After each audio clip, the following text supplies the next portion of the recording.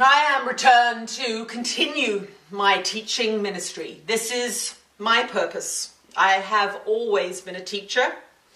I will always be a teacher. This journey that we are going on together for this time period is a wonderful experience for me. There are not very many body minds that are willing to host this party. And so I will begin at the beginning. I will tell you why I'm here. My name has been used for many purposes. My name has been used to repress. My name has been used to kill. My name has been used to punish. My name has been used to restrict. None of these things I taught when I was incarnated on the physical plane so many years ago in your time-space reality. I came as a revolutionary.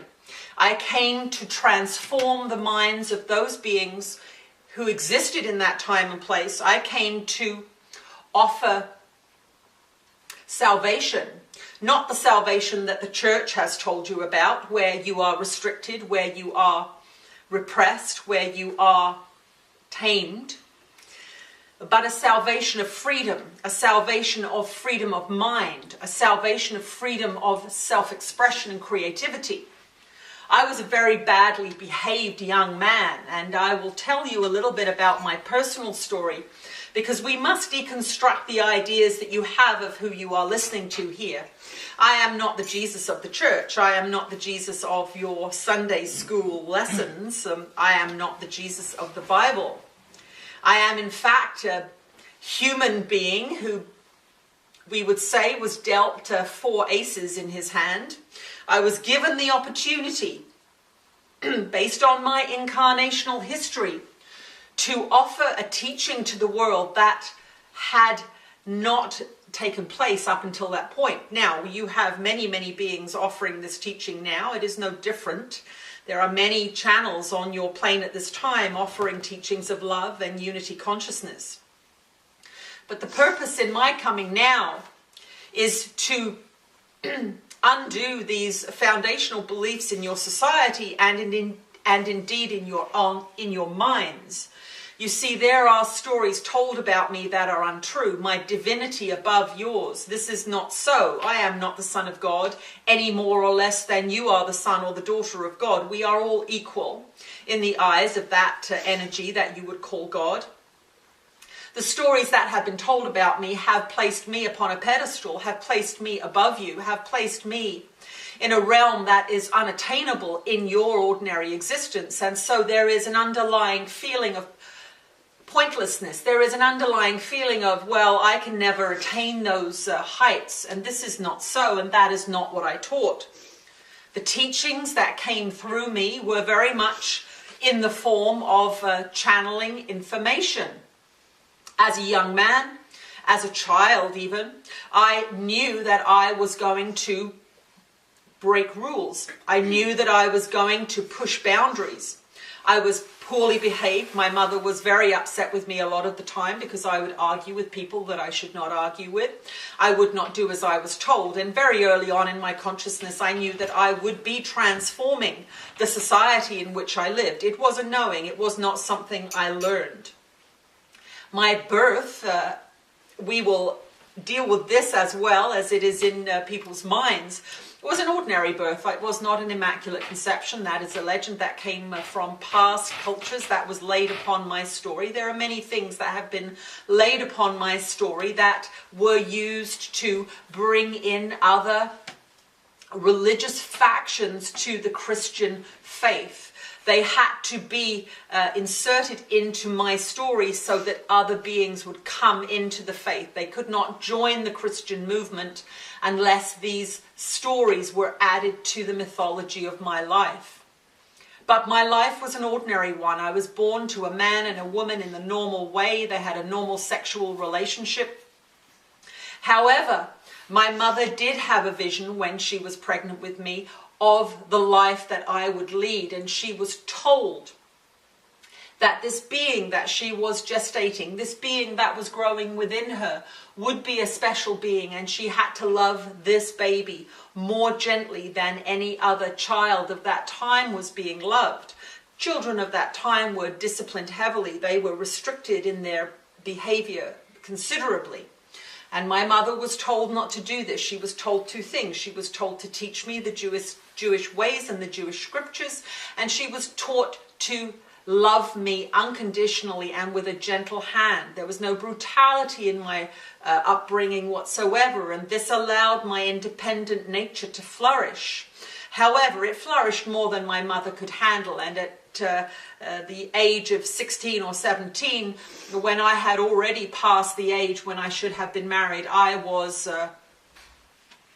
rambling through the countryside with other delinquent young beings, causing some trouble and having a great deal of fun, I have to say. It was not the Jesus that you imagine. These are the stories that you need to know about me. You need to know my humanity.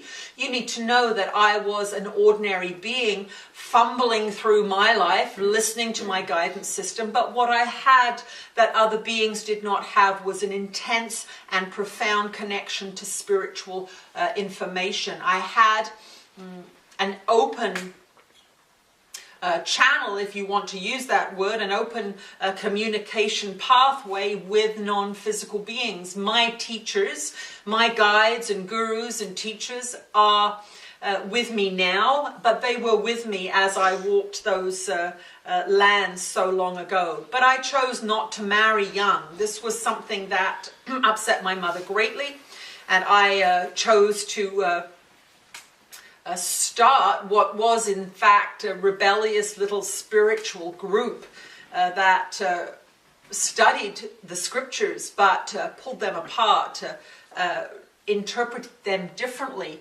Why did I do this? Because I was being told to do this. Why did I do this? Because I was having information brought into my consciousness on a daily basis. In fact, many, many times a day, I would be told the truth, and I would then be shown the scripture that was incorrect. And so I began a loose ministry very early on in my life.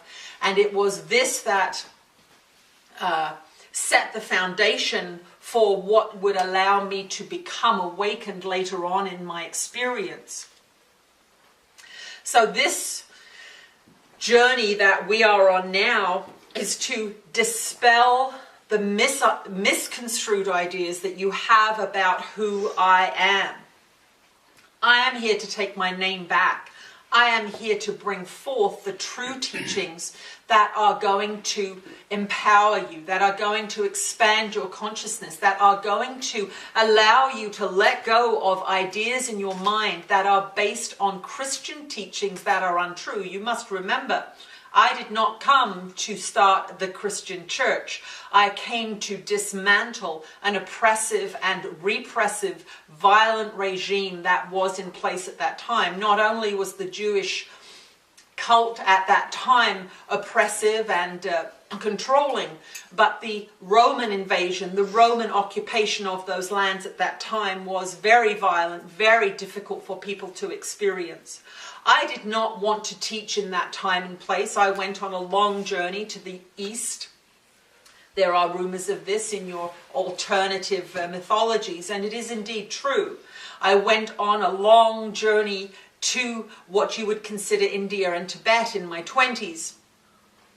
And in that excursion, on that excursion, I went into self-discovery the way many of you do as young people. You take off to India or Europe and backpack around searching for yourself through experience, searching for yourself through new ideas, new cultures. This is exactly what I did, and this was one of the reasons I did not marry young, because I knew that I needed these kinds of experiences, and that it would not be appropriate, given the life that I was going to lead, to marry young and be restricted by the cultural limitations of that time and place.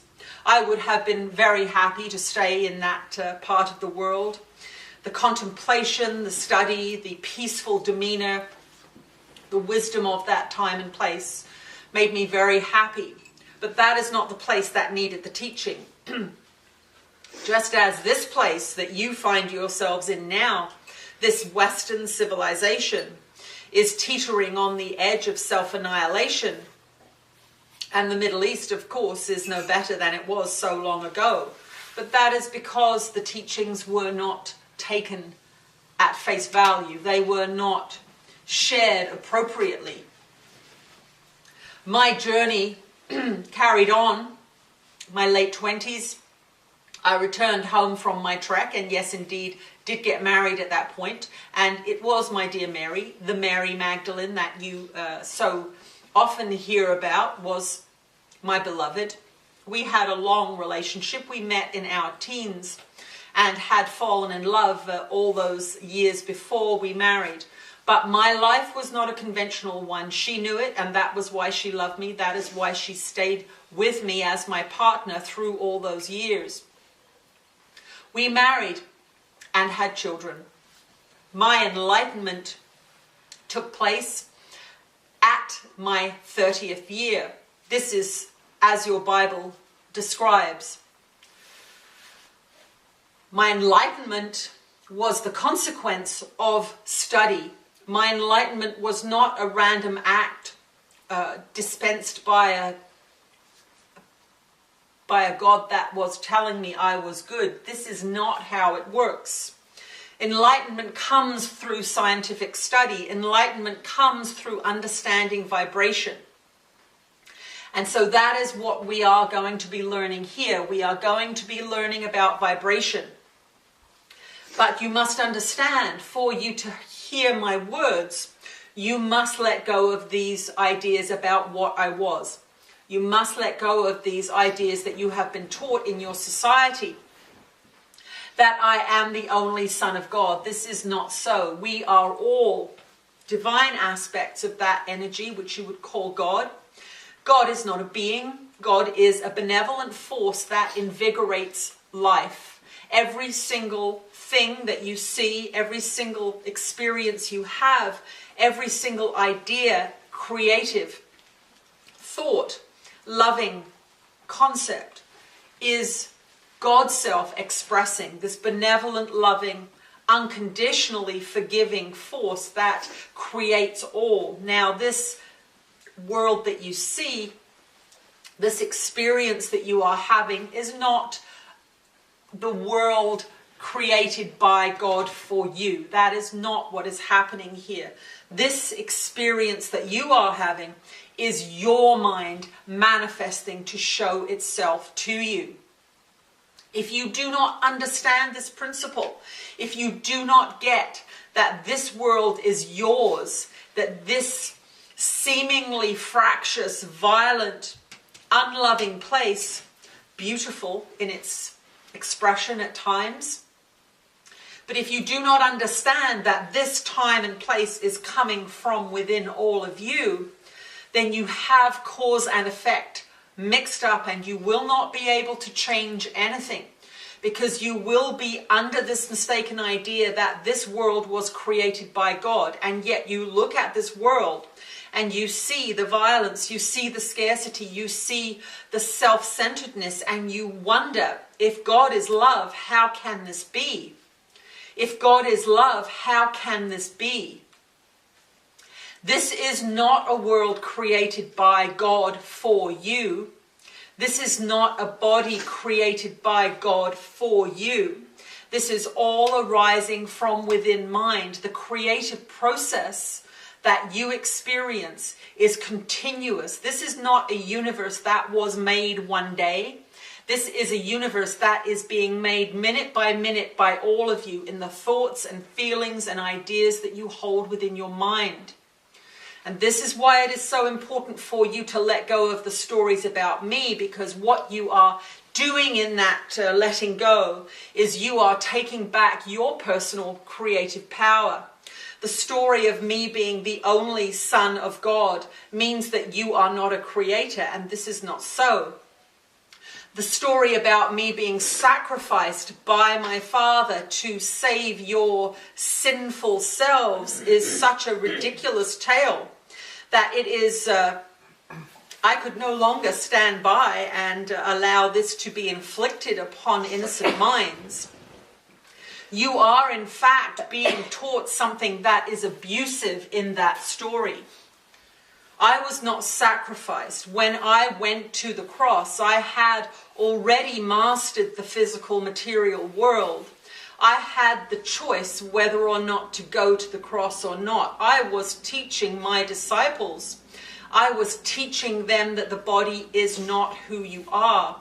That was the demonstration that I was offering. It has been completely turned around in your society in an effort to encourage you to sacrifice yourself, in an effort to encourage you to be passive, in an effort to make you fear God. For if God will sacrifice his only son, what will he do to you? This makes beings very easy to manipulate if they are afraid of a vengeful attacking God. And that was the original idea behind the transformation of the story that I taught.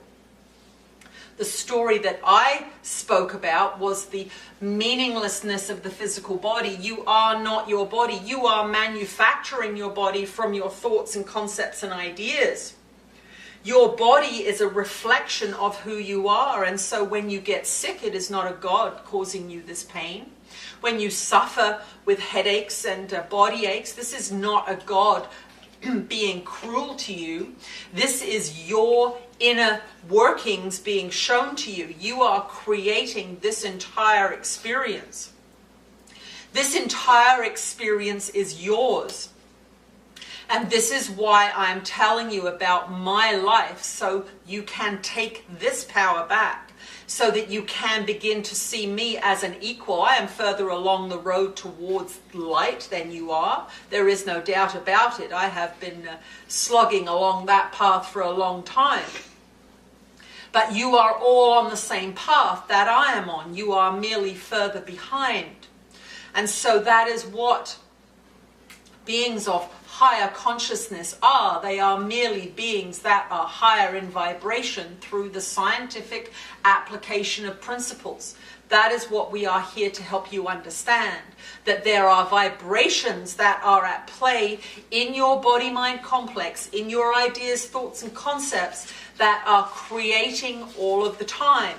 Your embattled minds are creating an embattled world. Your fearful beliefs are creating limitations within the body. Your poisonous thoughts about your brothers and sisters are creating infirmity in your physical structure. This is a dynamic, love-based, creative soup in which you are living.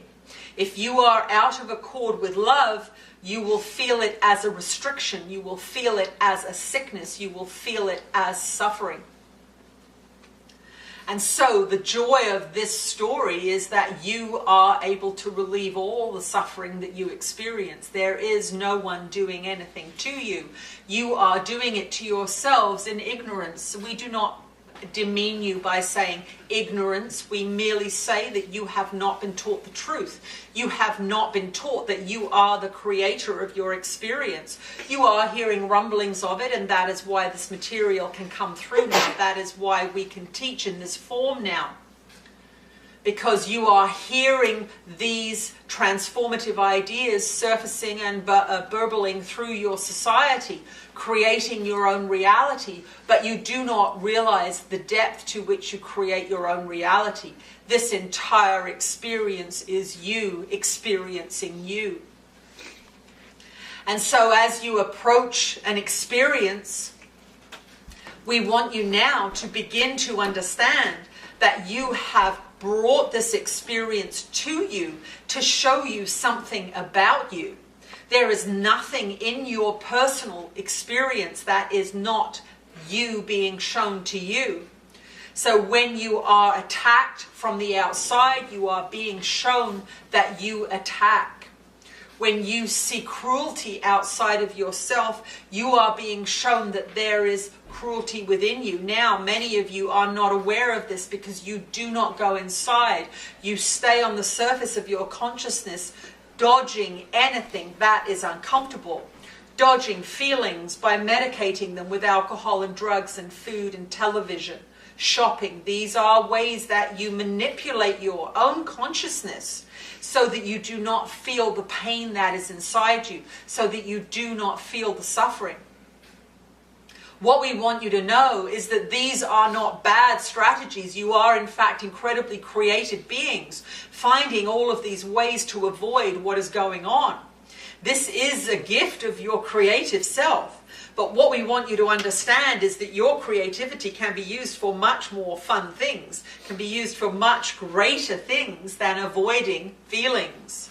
So we are going to give this being a little break from our energy for a few minutes, and then we will come back and we will begin to speak about your personal guidance system, your emotional guidance system, this gift that you have been given from Spirit to help you through this physical journey on which you find yourselves. We are honored that you are here. We are happy that you are on this journey with us. So we are going to be back in a few minutes and give this being a little respite. Wow.